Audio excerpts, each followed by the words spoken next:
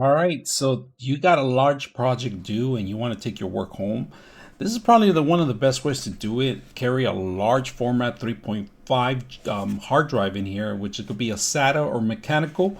Now, the drive itself comes with the cable in here. And check this out, there's actually storage space for your micro SD card. Not the micro SD card, but your SD cards could go in here. You guys can see that. There's a storage space for them that you can put them in here. So if you're a photographer and you want to save your information over, it's not going to do any data transfer here. It's just it's just a cover to protect your actual cards in there. It has 6 slots in here, if you guys can see that. So SD cards go in there if you're a photographer, transferring your information, taking it over, give it that extra protective layer of it's waterproof in here, but it's not submergible. It's just to cover it up, right? It's not completely waterproof, because just make sure that these things open up from all directions. All right. Now this thing here, it works pretty much. It comes with a USB reader. And of course, it has a type A connection in here that we're going to plug in too. If you guys can see, there's a little window here. So the actual drive goes in here.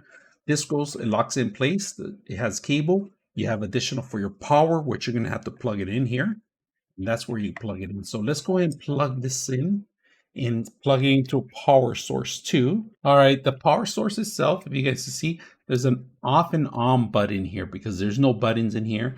It's off and on. So right now we're gonna keep it off. Want to make sure you put the drive right? And you have to have your own hard drive. And this is a mechanical drive, SATA drive. It's about 14 terabytes. So the thickness is really thick on this. So we're gonna test it out if it even fits in here. Don't drop it in there. Don't force it in there. And it just locks in like that in place. All right. Once it locks in, we're gonna see if this thing locks in place. We got it in place, locked in. So everything's well secure, including our cards in here. All you got to do is plug this USB to your computer or your laptop and then plug in the power. So let's go ahead and set it up and see how it looks. Our drive here, and we're going to plug it in first without the power, right? So make sure this is a 3.1 jack. If you want to get the best transfer rate, make sure you plug into proper USB. We're going to plug in the drive, if you guys can see, and then we're going to power it up. All right, we're going to turn it on. We're going to go on the computer and see what we see.